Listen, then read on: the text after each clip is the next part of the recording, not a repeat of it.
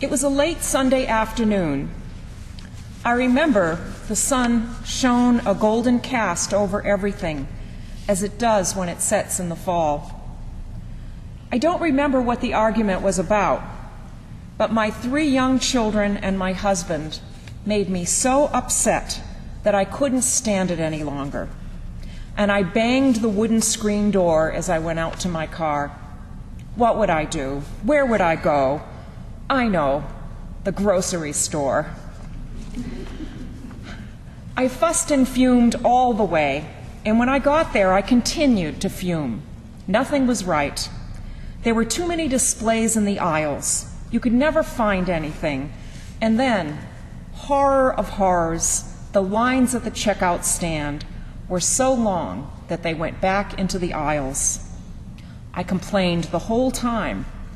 I tried to find other customers who were as angry as me, and I tried to rile everyone up, to feel or acknowledge the horrendous injustice that we were being subjected to. Frankly, I was just perpetuating my own little drama from home, feeling hurt, feeling that my spouse and kids were mistreating me, and that I deserved better. I just hadn't let it go.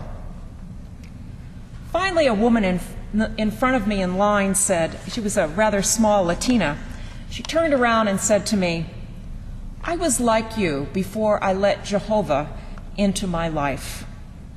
My husband is a musician, and I was obsessed with jealousy," she said. "I was sure that he must be having affairs when he was out at night performing in clubs. I could think of nothing else. And when he was home with me, all I could do was yell at him and accuse him. One day, a neighbor told me about Jehovah and said that if I turned my life over to him, I would find peace. She was right. I did, and my life changed. The woman handed me a little book about the kingdom by Watchtower Press, and I quieted inside. This is judgment, I thought. Here I was, an Episcopal priest, but what did it take but a humble, caring Jehovah's Witness in the grocery store to point out that I was out of sync with God and that I needed to give it all over to Him. I carried that little Jehovah's Witness book with me for a long time as a reminder of that humble woman who dared speak out and put me straight.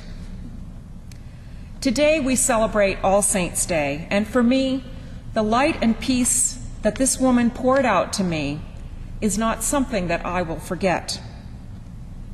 I could put her in the category of blessed are the meek, for they shall inherit the earth, or blessed are the pure in heart, for they shall see God.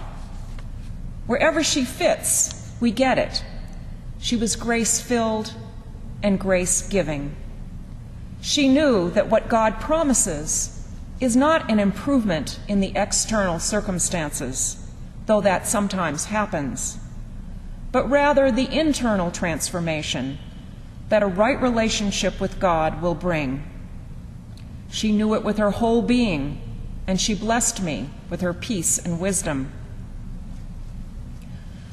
Recently, I've been reading a book by Cynthia Bourgeault called The Wisdom Way of Knowing. What resonates with me from this book is the description of the divine spirit running through all creation and the importance of our letting that connectedness with the divine take precedence in our life. Living heart to heart, spirit to spirit, we are part of the interconnectedness of all with the divine. When coincidences happen, we know that God is in the coincidence and that the divine energy has somehow found its way into our particular realm.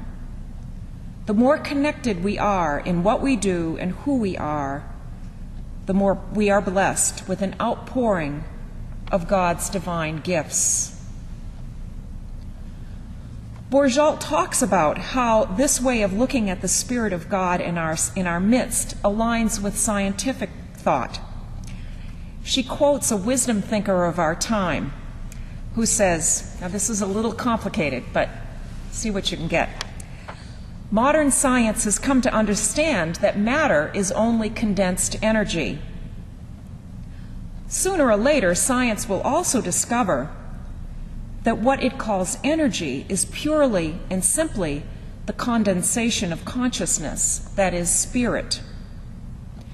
In other words, there's an energetic continuum running throughout all creation, beginning in the awareness of pure consciousness and ending in the solid world of rocks and tables. One thing she points out is that science doesn't measure things like attitude or determination. We know that if you have a good attitude at work and you are determined to make something work really well, it changes the whole energy. That's not being measured by science, but she says that that's what we call the psychic force, and that is ultimately spirit. That does have an effect on everything.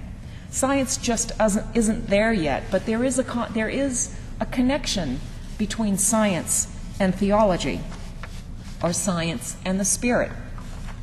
So rather than think about God and creation as separate from each other, the wisdom model stresses the fluidity of spirit and the presence of divine consciousness at every level, regardless of the form. While that sounds rather complicated, in the end it means that the divine love moves from me to you, to creation, to the whole realm in which we live. Bishop Tutu once talked about prayer along those lines. He said, "When someone in Alaska prays for me, the spirit of those prayers works their way to me in South Africa. I see it as vibrating grace, moving, healing, transforming." At that point, I had always thought of prayer as having kind of a cell phone radius, not a good plan, a bad plan. And it surprised me that this esteemed bishop, archbishop, would say that prayer in Alaska, he knew that was affecting him. That was lifting him to God. But he's talking about this same interconnectedness of spirit, of heart to heart, all that unmeasurable grace and energy that flows to uplift us all. In my story of the Jehovah's Witness, we see the same thing. The divine spirit took my destructive, negative energy and faced it down with her holy, grace-filled spirit. With some people, you can actually see the inner glow that comes from a right relationship with God. A woman wearing a green apron walks down my street each morning around the time I go to work. Light seems to emanate from her. The peace and joy, the quiet joy that envelop her, tell me that she is in tune with God and at peace with the world. In my mind, these are the saints of God who exhibit the Holy Spirit in their being. So often we get into the mindset that we have to do something, like volunteer in a food pantry or take care of our neighbor, in order to be a true Christian. I don't think so. Those actions may well spring from one's relationship with God, and naturally, those are wonderful, life-giving acts. But being a saint is about being, not doing. It's about God's Spirit within us, manifesting the holy. Indeed, the word saint comes from the word that means holy. Barbara Brown Taylor talks about it this way. She has learned to perceive an invisible white light of God that she says is beneath surface forms, like light streaming through a stained glass window. It's not enough, she says, to proclaim that God is responsible for this flow of spirit.